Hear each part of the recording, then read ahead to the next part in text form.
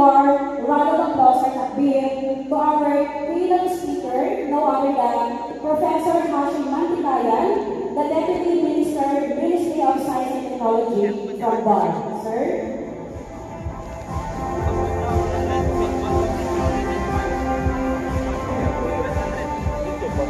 Open forum pa niya, ano pang kuha? Ada. Ya, simple yan. Kena consultative ba? Dapat siya, dan ito alam siya. Dia terbukti seperti apa government. Dia mau kadirinya atau lagi mula lagi. Bismillahirrahmanirrahim.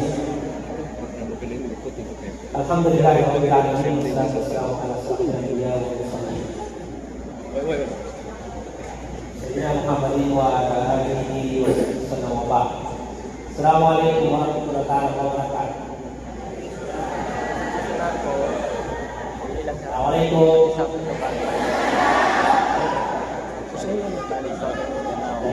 Masyaallah.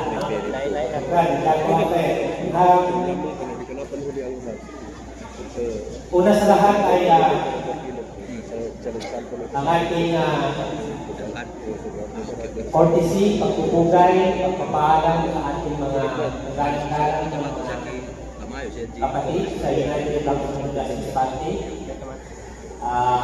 Sa pangunguna po ng ating mga regional staff, at the same time, Deputy Minister of the Morning, si Dr.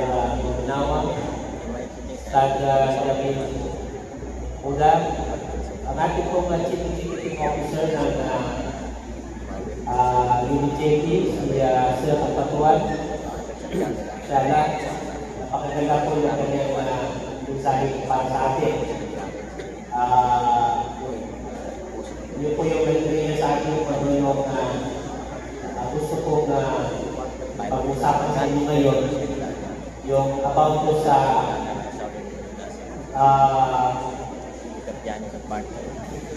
teachings na sa salamat ko lang ang families.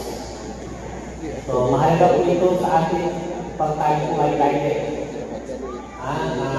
Maipahayag sa inyo kung ano po yung turo sa salamat sa atin.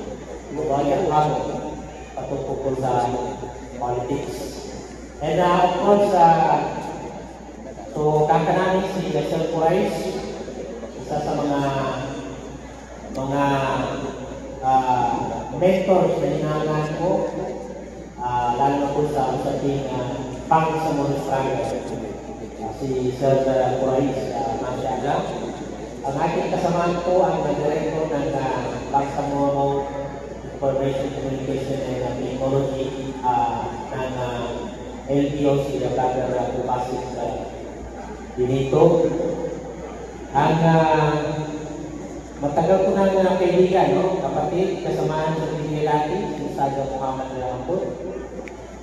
Ang ating magaling na organizer, masyada, hindi po itong ginawa ninyo na naging ng more than 1,000. Take mga 1,500 or more than. So, masala, salute to your organizing effort. And then, of course, the gentleman of our sister, no? Si Sister Amira Karim, isa rin po sa foot soldier ng UBJP sa South Cotabato. At the same time ay pinakamataas na kinikilala leader ng LTO dito sa South Cotabato. Si Sister Amira Karim, no? Saludo ang pamunuan ng LTO sa kanilang contribution. Hindi contribution po. Lahat ng activity ng LTO na malalagay sa Cotabato City ay hindi na pag-iwan ng itong South Cotabato because of Sister Amira Kalim, masyala. At malamang marami sa inyo yung kanyang kasamahan dito na nandito. Kung kaya ngayon pa lang ay gusto ko pong pinapaabot sa inyo yung kasasalamat sa inyo pong mga kooperasyon. Hindi matagpuay yung mga aktividades ng LTO sa Cotabato City. Kasama po kayo sa tagumpay na po ngayon. Alhamdulillah. And of course, makikita po yung ating mga security forces, mashallah. Around 6:30 pa lang, nandito na kami at namin sila. Napakaganda po yung kanilang nandito din sa amin ang ating mga security forces, PNP, pati po ang mga kawalitan ng PDRMO, and then ito pong emergency department dito ng mga magagandang mga lalaki, uniforme na ano ba to, orange, no? So maraming salamat po sa inyong partisipasyon sa mga bagay po ito para sa amin to secure this program, no? This is the manifestation na after na nagkaroon tayo ng video, kung hindi mo matatandaan ay noon, meron tayong experience dito. I think mga last 2 to 3 years ago, na nagkaroon po tayo ng medyo hindi maganda yung mga karanasan. Ngunit alhamdulillah dahil sa pagtitiis, ngayon po ay dati po tayo noon ay parang ano ba, parang nagpagkaroon ng walang kumpiyansa sa isa't isa. Gawa po marami na namamatay sa Pulong-Pulong, sa General Santos, and then sa iba pang mga lugar sa Cotabato.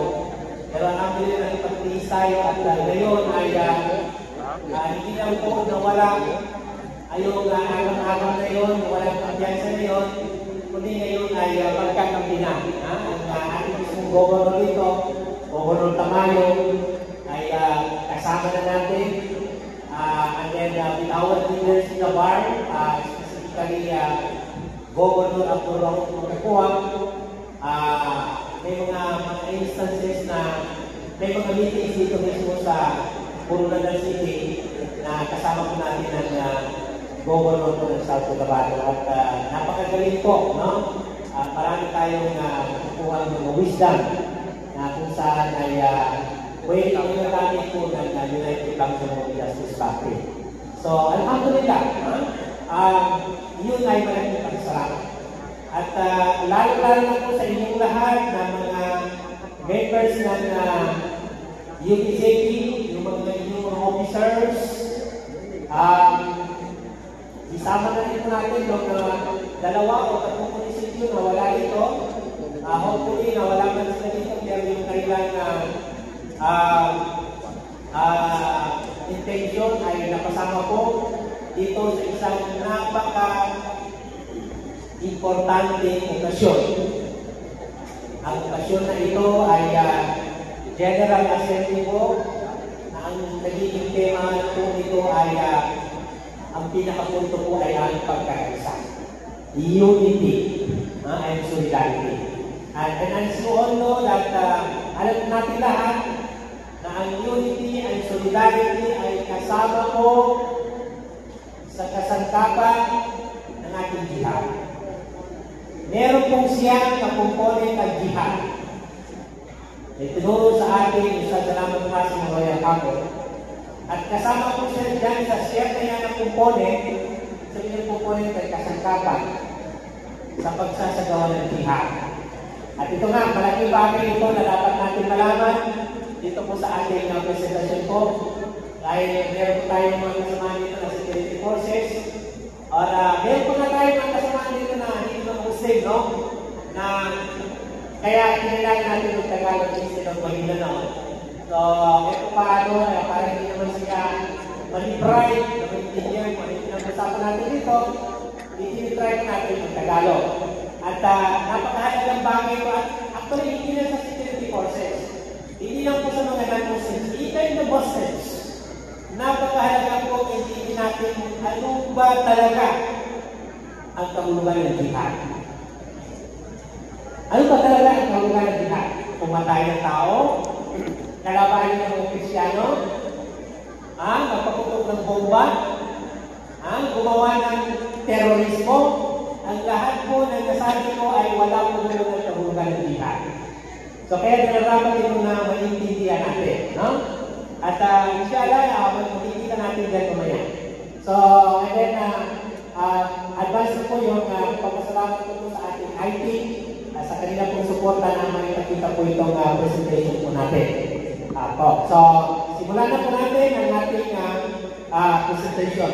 The teachings of Saint Salamat Hashim and the UBJP. Actually, pangalawang beses ko pala ito na na-election.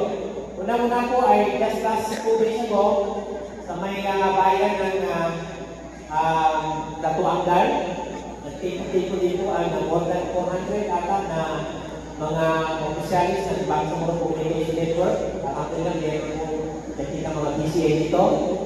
Gusto rin po nila na malaman kung ano yung contribution po maaaring gawin po ng civil society organization na pagsuporta sa political party. Mahalaga po itong malaman at kasama po yan sa pag-usapan natin ngayon siya. Ito po yung outline ng ating pag-usapan. Next slide, sir. Una-una ay salamat kasing citizen politics. Okay? So, pag nalaman natin yung prinsipyo, yung may mga haka-haka na walang politika sa Islam, bawal yan. Ngayon pala po sinasabi ko sa inyo na hindi po totoo yun. Dahil ang Islam, ang kahulugan ng Islam ay complete way of life. Ang ibig sabihin ng complete way of life ay lahat ng aspeto ng buhay ng tao ay nandoon ng Islam. Una-una, spiritualidad. Spirituality. Pangalawa po ay economic. Pangatlo ay social. At pang-apat po ay political. So, yan po yung apat na major na component ay aspect of life ng bawat isang tao. Na ang Islam ay nandoon po lahat. So, sa spiritual, social, economic, and political aspect. So, kung kaya tinuruan po tayo ng namayapang kami patungkol po sa sabi, political as well as Islamic concern. Pangalawa po na pag-usapan natin ay it's all about United Bangsamoro Justice Party. Which is yun po, yung common po, bakit kayo nandito. Ano ba ito? Ano ba itong United Bangsamoro Justice Party? Na po. Pangatlo po ay, malaman natin ay NS of Alignment ni Al-Haj Murad or Chief Minister Abu Kalawang Ibrahim with salamat asing political teachings. Kung ano ba, hindi ba ito magkalayo? Yung ginagawa ngayon ng MINF sa pamumuno ni Al-Haj Murad ay hindi ba ito taliwas doon sa tinuro sa ating Ustad Salamat Hashim. Pang-apat po ay civil society organization support to political party. Ano po yung pwedeng suporta ibigay po natin sa political party bilang isang civil society organization. At pang-apat po, CSO engagement in political affairs while staying within Islamic principles. So, hindi tayo lalason. Kaya sinabi ko sa inyo kanina na ang isang Muslim, ang kanyang pamumuhay ay napapaloob sa kumpletong aspeto ng buhay tulad po na kasama po doon ng politika. So, paano po tayo mag-i-engage na wala po tayong nasisihan mga prinsipyo, paniniwala sa ating reliyon ng Islam. At of course, ito po ay yung mga kasama natin dito na hindi mga Muslim ay wag po sana tayo na ma-board na hindi kami kasama tayo kasi kasama tayo. Board in the MINF, and MINF is not all Muslims. There are MINF which is the Christians. Ay kung mabasa niyo sa libro niyo sa Salamat, very clear doon na the non-Muslim can join the MINF. Although it is Islamic organization, liberation movement, but non-Muslim is also included. Pwede po papasok ang Kristiyano, ang ating mga kapatid ng IT, at kahit sino, sabi niyo sa Salamat doon sa libro niya, even people in Luzon and Visayas can join the MINF.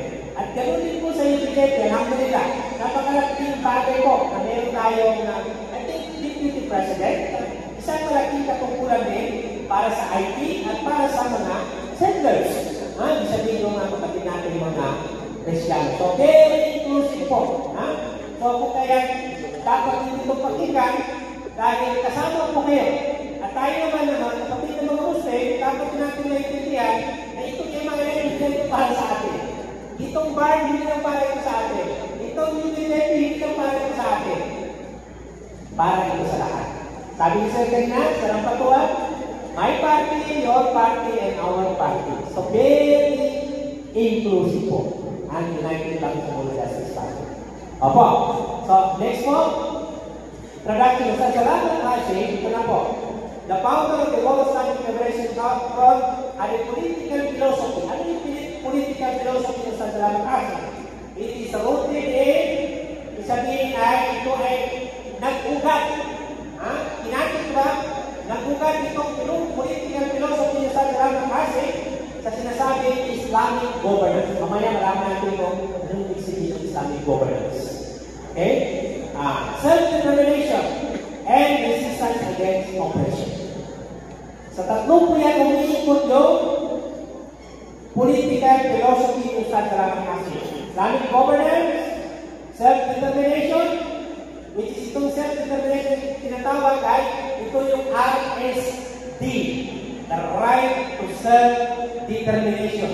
Ang karapatan na ito, ang rights na ito, ay inikilala ng hindi lang ng Pilipinas, kundi ng buong mundo. Itong tinatawag na right to self-determination. And of course, a resistance against oppression. So ito po umiikot ang political philosophy sa Salamat. Next po, dahil sinabi ko sa inyo kanina ay kailangan natin maintindihan kung ano ba talaga ang kahulugan ng jihad. So po, meron po akong hinanda sa inyo. Itong kahulugan na ito ay ito po yung pagkahulugan sa Salamat kasi. Ito rin po yung pagkahulugan ni Abul Alam Mabuti. Itong mga malalaki, mga ulama, mga alim sa mundo. Ay sila po ay magkaisa na ito po yung kahulugan ng jihad. Jihad is comprehensive Islamic concept. Napakalawak po itong konsepto ng tinatawag na jihad sa Islam. Na ang kahulugan ay, itong kahulugan, exerting one's utmost effort in the cause of Allah. Sa basa naman din na noon, nanamit ito ng salamat ng natinyaman na jihad na kapag tamang-tamang sa tama na magkaka.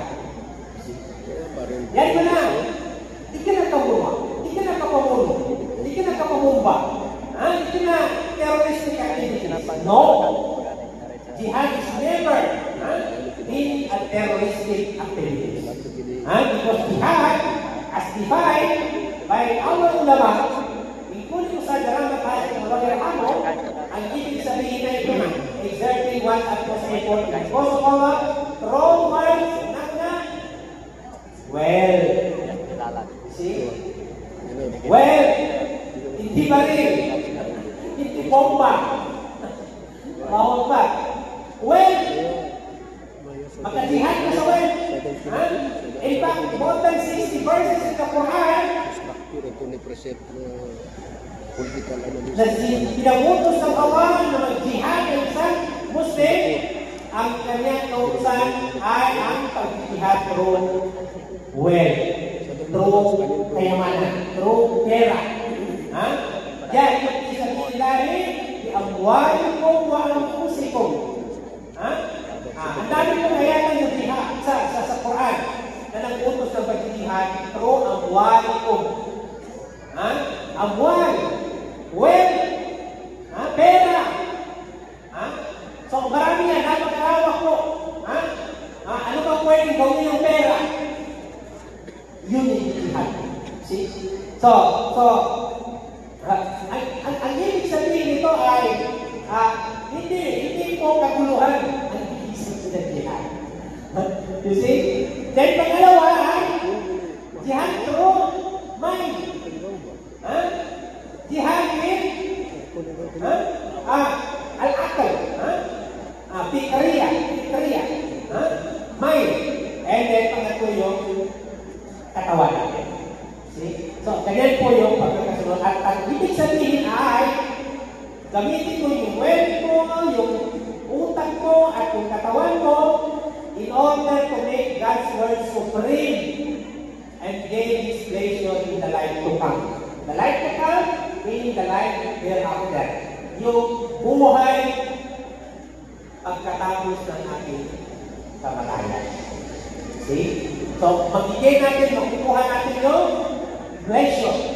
Ibig sabihin ng pleasure ay sulitin o ang tayo sa kaya magwala. Ito may pinaka objective, ground objective sa every individual Muslim na to gain the pleasure of Allah SWT. Makuha ka hindi mo ang para sa ito. O kalinyan ka ng Allah SWT, makasuga ka. Uma ni Muslim na nasisita na matang sa ginawa hindi makasuga. Why? Di ka na ka-Muslim na may kaya na mapamilya kapit makasuga ka.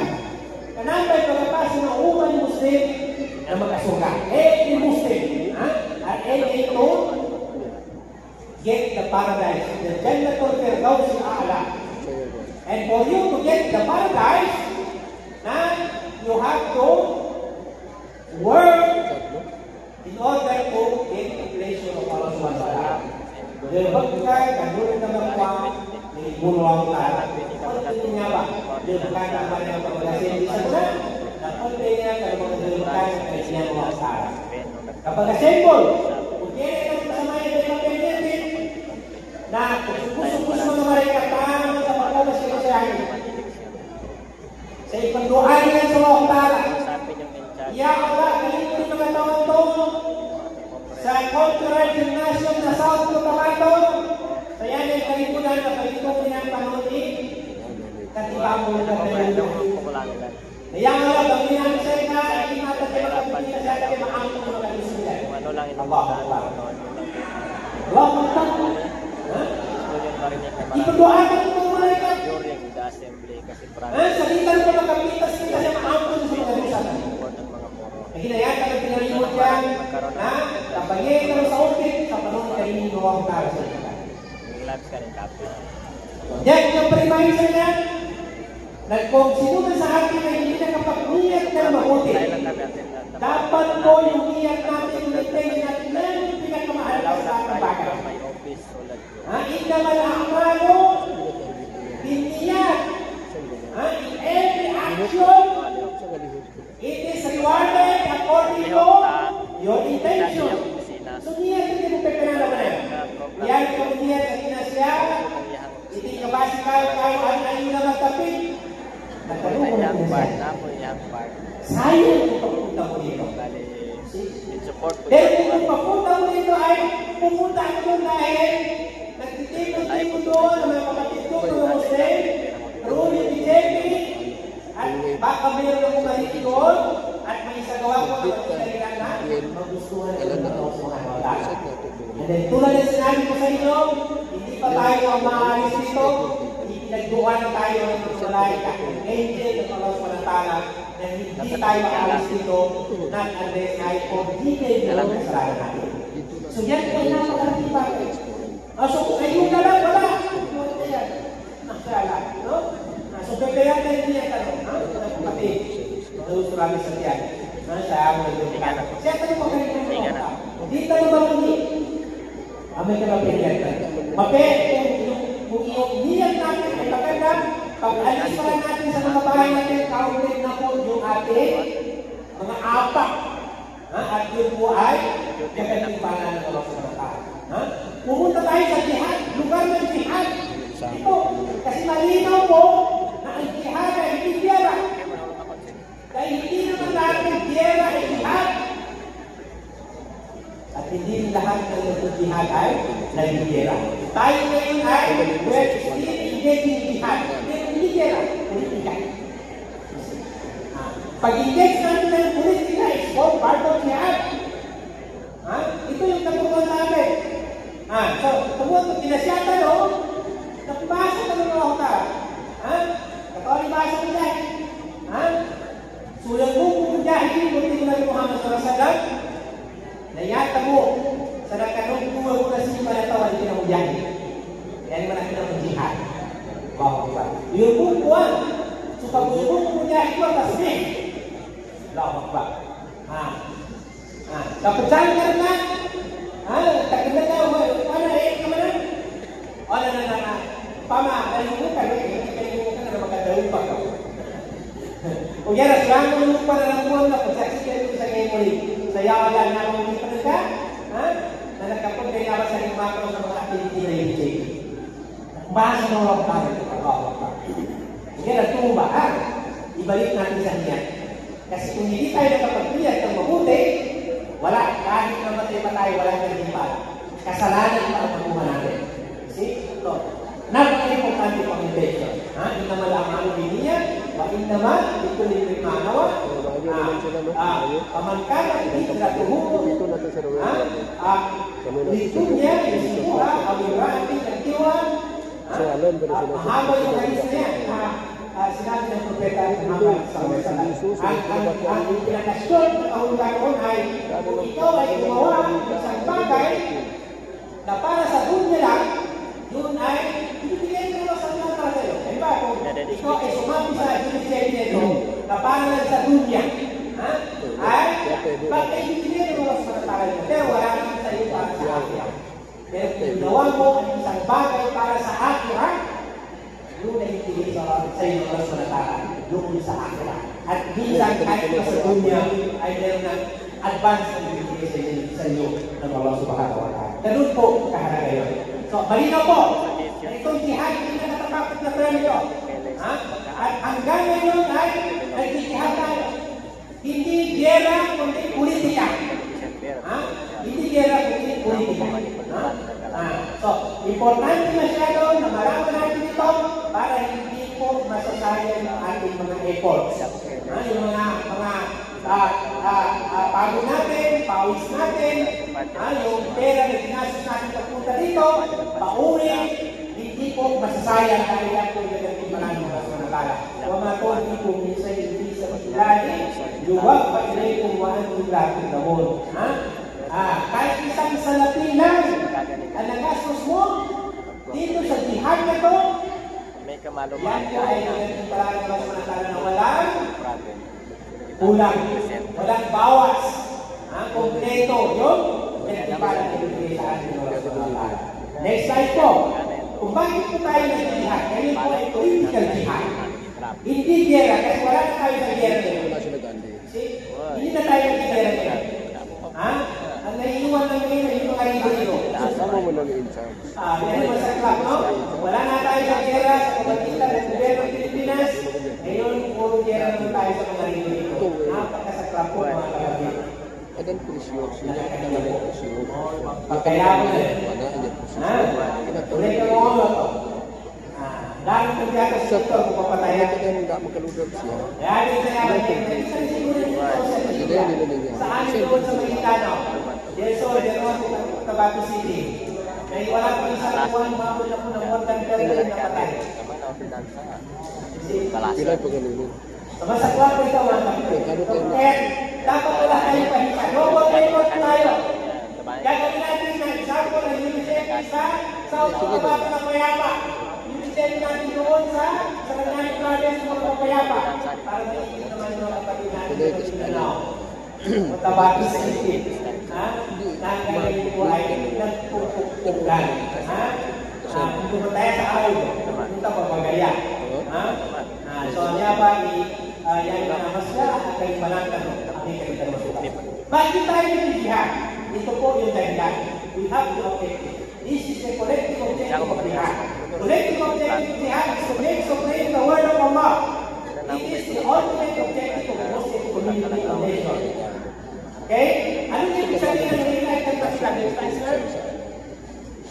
Yan po, tatong yung ibig sabihin na niilay kayo nila. Ang ibig sabihin po niyan ay hanggat hindi po natin nakamit yan ay patuloy po yung ating jihad. Na kahit na wala na tayo doon sa armed jihad, dahil nagkaroon na tayo ng comprehensive agreement at Bangsamoro, and then finally nagkaroon ng Bangsamoro nag-decommission combat na tayo, isabihin mga baril ay wala na, tiyanis na. At yung mga kampo ng mga kapatid natin umawag sa sandata ay gagawin productive na mga lugar. Sabi ng productive ng mga lugar, noon ay lugar yan kung saan ay nagkakapupukan ng MILF at ng gobyerno. Ngayon ay hindi na po.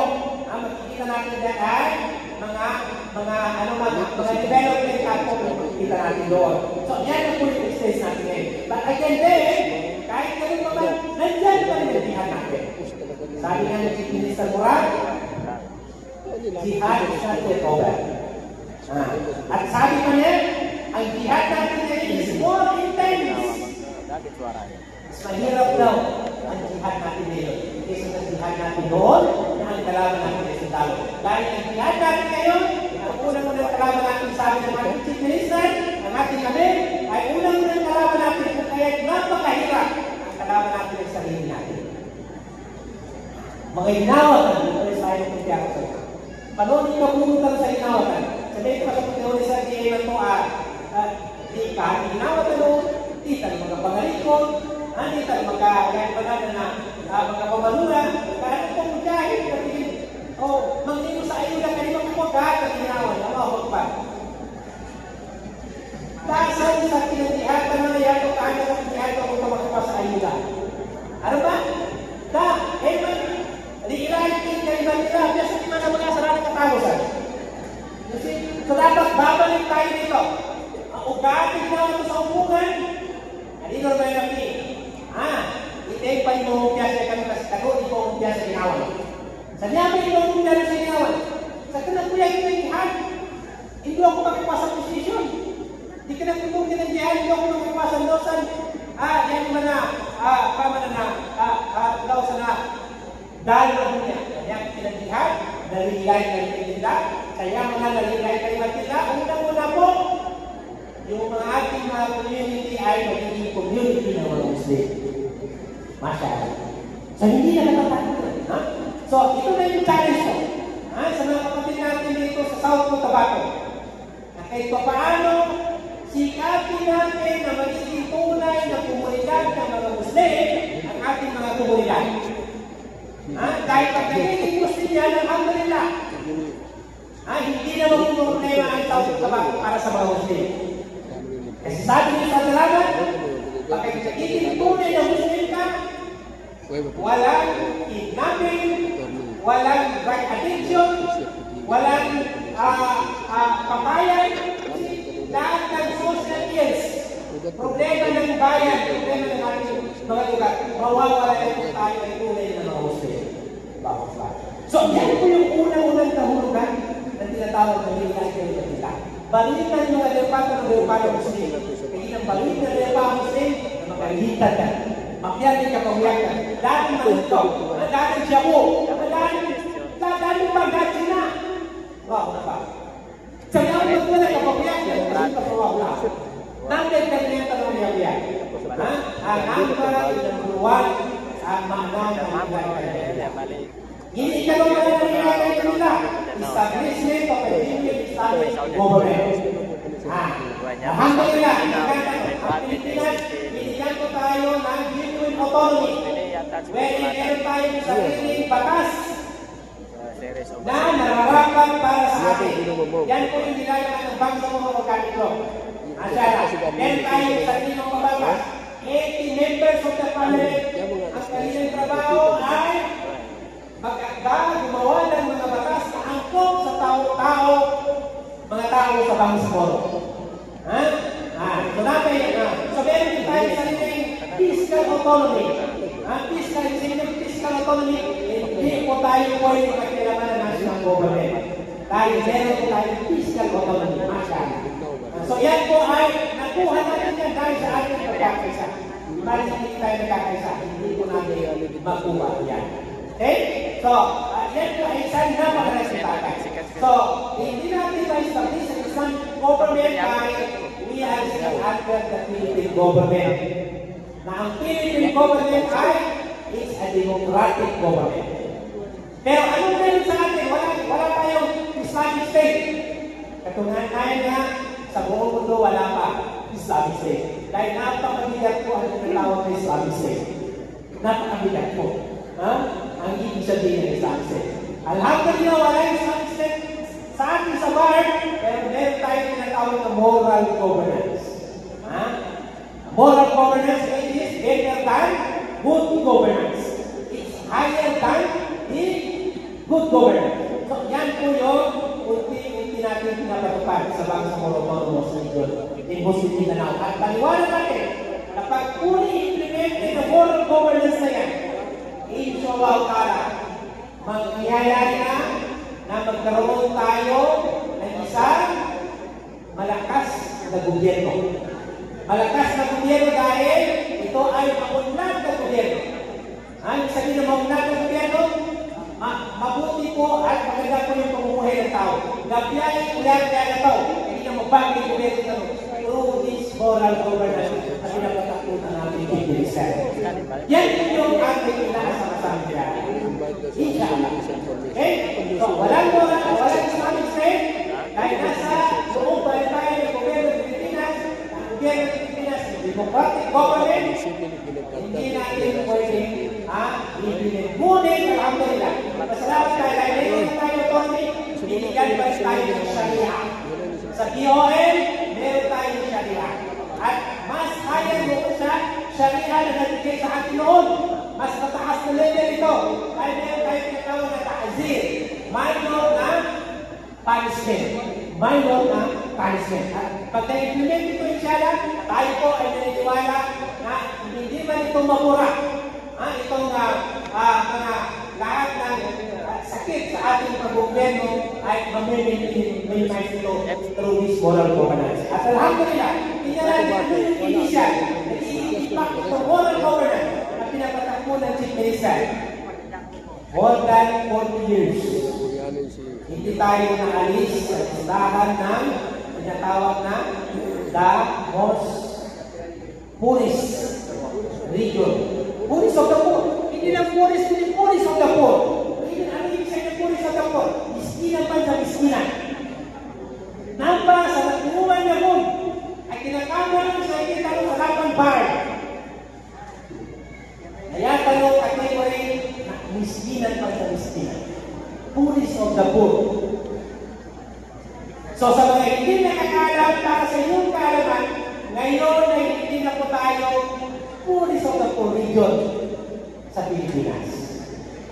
Dahil yan sa impact ng moral governance na pinapatupad sa bar. Masya. So hindi ba sapat na dapat tayo ay magpasalamat sa Allah? Because of the government of the day, na pinulungan ng Moral Islamic Federation Front, alhamdulillah, unti-unti nakikita natin ang pinatawag ng moral governance. Sa bar, mashallah, uwan na mo, bakit hindi mo nagkasala natin nagkasala isang na? Alhamdulillah, kaya mga puna pa na nagkasala. Alhamdulillah. Mga piyapa mo nagkasala, ano mga national highway? Pag-akot pa. Sa SDA, hindi lang kasala, may mga ilaw pa, pang-ilaw. Sa mga barangay, sa mga munisipyo, mashallah. Yan po ay nagagawa na yung PW ng bar. Bawat pa. So ito po ay, and then, ano pa? Marami tayong katangian ngayon sa bar na ginagawa mo. Na katangian ng mga mabubuting katangian. Number 1 din po tayo sa buong bansa. Sa region na nagbibigay ng maraming isda. Number 2 hata tayo. Noong panahon ng COVID. Nagiging number 2 tayo na in spite of the COVID, mas marami pa rin tayong ani sa bar. Siyaka. Bawat pa. So, marami pong nagawa sa bar ngayon na hindi nagawa doon. At sana po tuloy-tuloy ito. Itong moral governance na ito. At kahit wala kayo sa loob ng bar, kasama po kayo dyan. Ibig sabihin kasama po kayo dyan ay meron po kayong role na ginagampanan na kung paano magiging tuloy-tuloy itong nakamitan natin sa bar ngayon. Alhamdulillah. Yan. And then last thing na ibig sabihin na ilay kayo nila ay application of Islam as a complete way of life. Application of Islam as a complete way of life. So, hindi po magkuwari yung mga kapatid natin na hindi mga Muslim. Dahil pag na-apply ang Islam as a complete way of life, ang mangyayari ay tulad na nangyari sa panahon ng Propeta Muhammad SAW sa Madina. The first Islamic state in the world, in Medina, headed by Prophet Muhammad SAW, no less than our Prophet Muhammad SAW, na ano po ang buka ng Islamic state sa Medina, ito ay napaka-peaceful.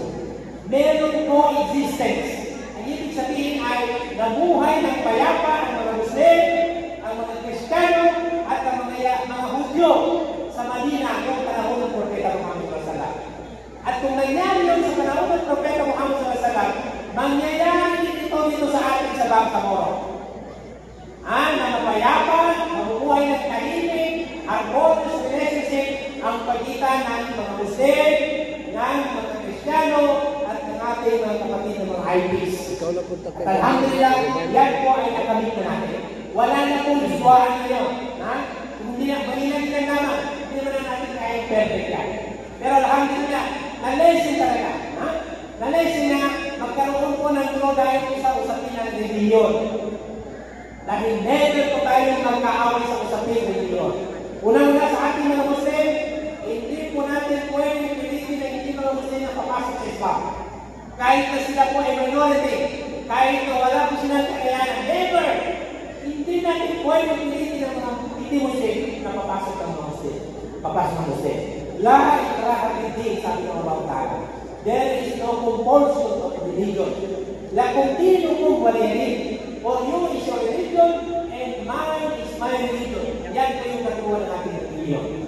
Hindi po. Huwag pong pilitin. Tulad nito ng mga paghihika. Kanina kung meron tayo ito mga kapatid na mga imigete na hindi mga Muslim. Huwag po kayo paghihika. Hindi po katuwa. Ang ugaling hijab ay hindi po ito kontora. Hindi ito po ay usapin ng religion na hindi po ay ipili sa hindi Muslim. Hindi ito mabili. Mga pagalit ng mga IP, mga pagalit ng mga Kriseta, hindi tayo sa kailangan ng kagigap. Hindi po yan. Kasi ang pagigigap ay isang katuwa ng ating religion na ang pwede kumawalan yan ay mga Muslim. Hindi po natin pwede pilitin na mga Muslim. Ngunit kung sila naman ay naguguluntaryo, na huwag na natin sila pigilan. O magtanong sila, tagapin niya ako nila, wala akong problema. Ang problema. Pero yan ito yan, natalito sila. Pasanito sila, tanong ka. Bawal. Bawal po yun. Hindi po po yun. So yun po yung ating katuwa ng ating religion Islam. Next po, ano po yung batas ng lawas na tayo?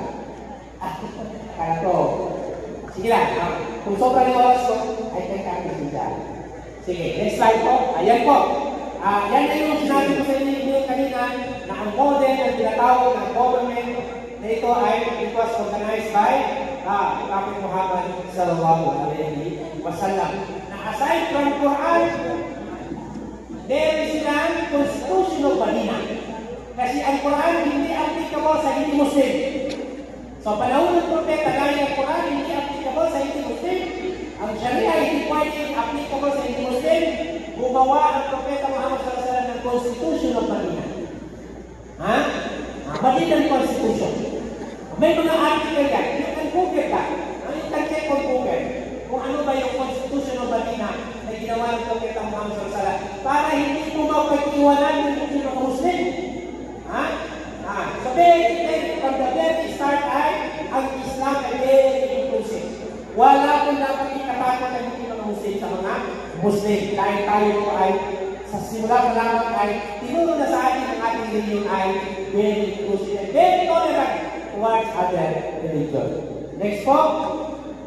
Yan po yung basis po ng ayat na sinabi ng Allah subhanahu wa ta'ala kung bakit pinakailangan po natin na magkaroon ng politika based on the Islamic perspective. Next po, para hindi pa pag-aaral natin, pagkain natin ito matapos. So how to attain final objective? Yan ay panggulo sa ginawa. Paano mo din kasi sa hindi ko na magpapasitan. Nesika na ginawa niya pa. Final objective ka natin attain until we are free. And then better in the exercise of our legitimate right to self-determination. Namin pagtutunan naman na kawagin ka sa dunya sa makadingetan. Kawagin ka sa dunya na umanihan siya na ay kawagin sa makadingay. Kung di natin isipin makadingetan o katahanan na rin sa makadingay na di masampay hindi ko matukanan ng mga pagdidyak mo sa kay. Nesita di na naman sa akin ka rin siya. Okay? So, yan ang concept pa MIS. Pwede tayo sa RSD. So, ito yung tinuro niyo sa Jalapa kasi. Ibig sabihin na ito ay kung ano yung nakamit natin ngayon na autonomiya, yan din po ay nasa utak niyo sa Jalapa kasi. Dahil ito mismo ay galing sa kanyang libro. No? Huwag natin sabihin na hindi ito yung tinuro niyo sa Jalapa kasi independence. Tama po, yung tinuro niyo sa Jalapa kasi. Kaya sabi niyo sa hindi natin kaya at least meaningful autonomy. At yan po yung nakayanan natin ngayon sa kanila. So kaya pasok talaga doon sa pinagulong tinuro ni Sandra Magkasitaan. Next po, acknowledging nyo sa arrival po ng ating Governor Reynaldo Tamayo, sir. Nakasama ko po si sir doon sa meeting ng UNCT, masyala. Meron po tayong people sir. Thank you so much for coming. And of course, the former congressman of the Second District, sir. Thank you so much for coming. Alhamdulillah. Si Sir Hernandez po. Maraming salamat. So, ito na po.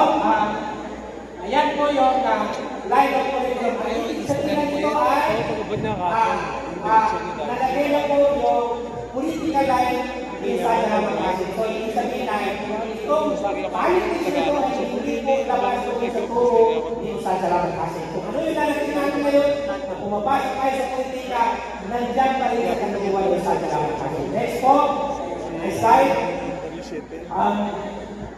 And then, yan po yung principles of Islamic system of government na tinuro po sa ating Ustad Salamat kasi. Yan po yung tinatawag na unang-una po ay sovereignty, is po ang panatalan. Pangalawa po may konstitusyon. Pangatlo po ay may sura. Hindi sabihin ng sura ay non-dictatorship. Hindi sabihin ng sura ay consultation. Consultation. Dapat sa pamumuno ng isang Muslim, natin na consultative matter. Of course, justice nandiyan pa rin. Walang pamumuno ng isang Muslim ng justisya. Dapat justisya. Hindi lang sa pamamagitan ng mga Muslim, kundi pati sa hindi mga Muslim, dapat ikilang ng justisya. And then, of course, kasunod, obedience, ma'ruf. And then, protection, especially the protection of human rights. And then, lastly, social welfare. Yung social welfare na yan, hindi po magkahiwalay yung spiritual at saka physical needs natin. So, next po. Next slide. Ang tinuro niyo sa Salamat Hasin na leadership, yan po. Meron pong mga katangian na kung sino ang dapat maging leader. So, yan po patunay po na talagang si Ustad ay tinuro po sa atin na magkaroon tayo ng political exercises, political struggle na yun ay nakamit natin at nandiyan na pagkalutan. So, itong mga thesis sa Salamat, ang basis niya, next slide po, sir. Unang-una po, Islam is the basis of governance. Ito po, yung katulong sa Salamat. Okay? Dahil tayo ito mga Muslim, ang paniniwala natin yung pag-gobyerno dapat ito po ay alinsunod po sa utusan ng Diyos. At hindi rin po ito taliwas sa Christian. Even in the Bible, it has been taught in the Bible that the word of God must be obeyed. Must be obeyed by the ruler. Kaya nga lang ay nagkaroon ng change, so magkaroon tayo ng French Revolution dahil po inabuso ng simbahan yung kapangyarihan kung kaya naalis po meron parang shifting of paradigm na isip yung word of God na ay dapat po ay doon po sa tinatawag na sovereignty of the people or yung so-called democracy. Pangalawa po yung right to self-determination. Yung basis nyo sa Salamat Hasin sa politics.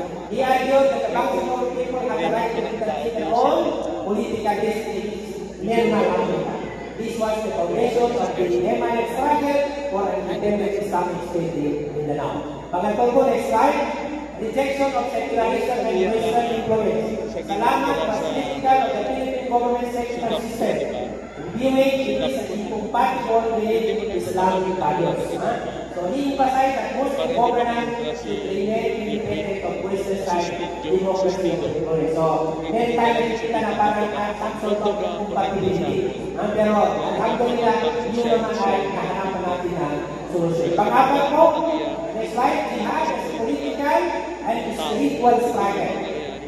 Salamat Hasin frame the Bangsamoro struggle as a form of jihad, not just in the military sense, but also in terms of education. education. Jihad of education. Educated science and technology. Ang ako mismo ay narinig ko sa bunga ng isang Salamat Hashim noong ipilit ng mga estudyante na sabi nila, Ustad, hindi kami sa pag-aaral dahil sasama kami sa ito. Sabi nila, no, you have to continue education because that education is your jihad. Jihad through education, especially through science and technology. Jihad through economics, development, and jihad through governance, and of course, jihad through moral upliftment. Ustad Salamat believe in fighting against oppression and colonial rule, particularly the Philippine government, which is so violent forces in Mindanao. Pag-dinay, ito na yung final ko, at ito na yung last, yung iba ko ay pag-usapan natin sa mga susunod na video natin. Ito yung pinaka-importante. Peace negotiations with conditions. While being necessary for good armed resistance, he also acknowledges the importance of peace negotiations. Kung matandaan natin, ang negosasyon ay hindi po nagsimula sa panahon ni Haji Morat. Ito po ay nagsimula sa panahon ni Salamat Hashim. Kahit po siya ay sumabak sa gera, ngunit naniniwala siya sa Ustad na ang pinaka-practical and most civilized solution sa Bangsamoro problem is political solution. That is why siya po ay pumayag sa negosasyon. So, ibig sabihin, itong negosasyon na ginawa natin na nagiging nagpunga na nagkaroon tayo ng Bangsamoro Autonomous Region in Muslim Mindanao ay ito pa rin yung bunga ng pag-iisip ng Ustad Salamat. Katuruan ng Ustad Salamat Hashim na ngayon ang aking lang displayed in the eventual creation of the Bangsamoro Autonomous Region in Muslim Mindanao. So kung kaya, ito na po, this is the last update kayo. Kailangan po natin ito suportahan upang hindi mawala yung katuruan sa ating Ustad Salamat Hashim na dapat po ay ubusin natin ang ating lakas, lakas ng ating wealth, lakas ng ating pag-iisip, at lakas ng ating katawan upang magprodektahan at masustain po itong nagamit ng struggle na sinimulan po ng ating mga ninuno at pinagpatuloy po sa Salamat Hashim at ipagpapatuloy pa rin natin ang Sulawtara hanggat mapalit po natin ang ating tunay na pinagamitin na magkaroon po tayo ng mapayapa at maunlad na pamayanan ng Bangsamoro. Wassalamualaikum warahmatullahi wabarakatuh.